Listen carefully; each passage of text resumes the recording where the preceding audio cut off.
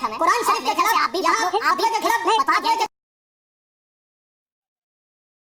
आचार्य अंकुर आर्य, अगर ये ऐसे कुछ आधा 1% है भी तो संवैधानिक चुनौती दी जा सकती है ना उनको, कानूनी चुनौती दी जा सकती है, कानून अपना काम करेगा। लेकिन हम लोग ये भी चाहते हैं कि जानते हैं कि हर इलाके हर शहर में एक ऐसा इलाका होता है जहां कानून की चलती है, शायद वो इलाका है, यहां पर फतवे चलते हैं और ये एक नहीं होगा, पता नहीं कितने हो गए। ये तो हमारे तक आ गई एक रिपोर्ट। आचार्य अंकुर आर्य जी।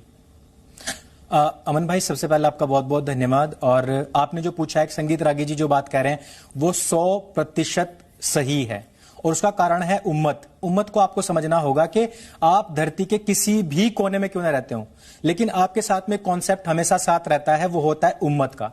कि आप कहीं भी हो, आप मुसलमान हैं, आप चाहे किसी भी स्थिति में हो, आपको अपनी जो हदीस है, जो कुरान है और जो आपका शरिया है, उसको हमेशा फॉलो करना है। तादाद में आप कम होंगे तो आप आराम से बैठे रहेंगे, वहां पे आप राम राम जी भी करेंगे।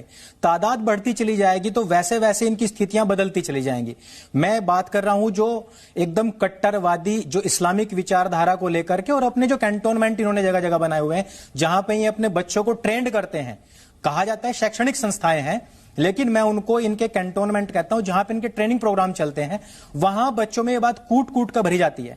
और आप हमेशा देखना कि जो भी मॉडरेट मुस्लिम्स होंगे, अमन भाई, जो भी होंगे वो एक आयत आपके साथ में रखेंगे 5:32, वो कहेंगे कि एक इंसान की हत्या बराबर सारी इंसानियत की हत्या।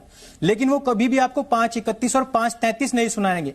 वो कभी नहीं आपको बताएंगे कि कहां पर लिखा हुआ है कि जो इस्लाम के खिलाफ जाएगा उसको सूली टांग दिया जाए, उसके विपरीत दिशाओं में हाथ पैर काट दिए जाए, उसको देश निकाला दे दिया जाए।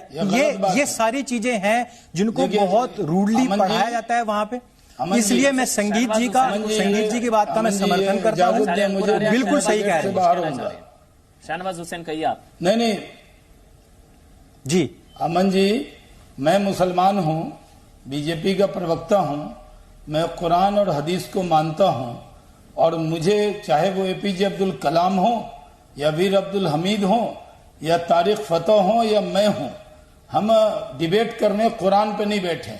अगर आप कुरान के खिलाफ कोई बात कहलवाना चाहते हैं तो मैं डिबेट छोड़ सकता हूं। ये हमारी मैं ये कहना चाहता हूं, ये खिलाफ नहीं है, ये खिलाफ नहीं है, एक पॉइंट है, इस पर आपको बात करनी चाहिए, सबको बात करनी चाहिए। नहीं, ऐसे नहीं बात है। नहीं, ये इस तरह की मैं एक बात जो कुरान में, मैं मुसलमान हूं, मैं बीजेपी में काम करता हूं, मुझे तो कहीं पर भी ये ट्रेनिंग नहीं दी गई है। मुझे तो कुरान में मैंने ये पढ़ा है, लकुम दीनुकुम वलिय दीन, तुम्हारा दीन तुम्हारे लिए, मेरा दीन मेरे लिए। मैंने सभी के लिए बात नहीं कही है, मैंने कहा है कि जो इस तरीके की, देखिए आप तो शहनवाज जी, मैं सभी ने आपसे एक बात आपने यहाँ फतवे का भी विरोध किया है, आपने फतवे का विरोध किया खिलाफ।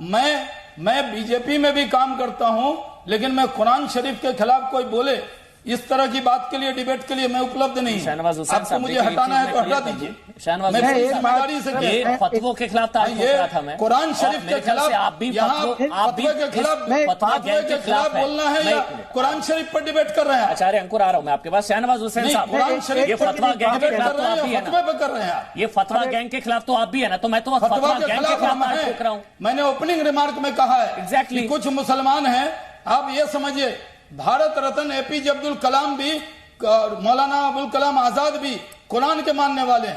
तारिक फतेह भी कुरान से अलग नहीं है। तो इनका ये मुर्शिदाबाद वालों का कौन सा इस्लाम है? ये मुर्शिदाबाद वाले कौन से धर्म को मानते हैं जो ये फतवा दे? मैं कुरान सुन लीजिए, ये फतवा वाले कौन सा धर्म मानते हैं सर? मैं ये मानता हूं कि मेरा जी, ये फतवा वाले, मुर्शिदाबाद वाले जो फतवा जारी करते हैं, ये भी तो इस्लाम का नाम लेकर ही फतवा जारी करते हैं। गलत इस्लाम की गलत व्याख्या कर रहे हैं, इसके लिए इस्तेमाल करते हैं इस्लाम। वो जो फतवा वाले लोग हैं, वो इस्लाम की गलत व्याख्या कर रहे हैं, वो इस्लाम के नाम पे कलंक हैं, जो इस तरह का फतवा दे रहे हैं। और जो बचाते हैं, वो जो मौलवी हैं, जो मौलाना हैं, उनके खिलाफ ये मुल्क संविधान से चलेगा।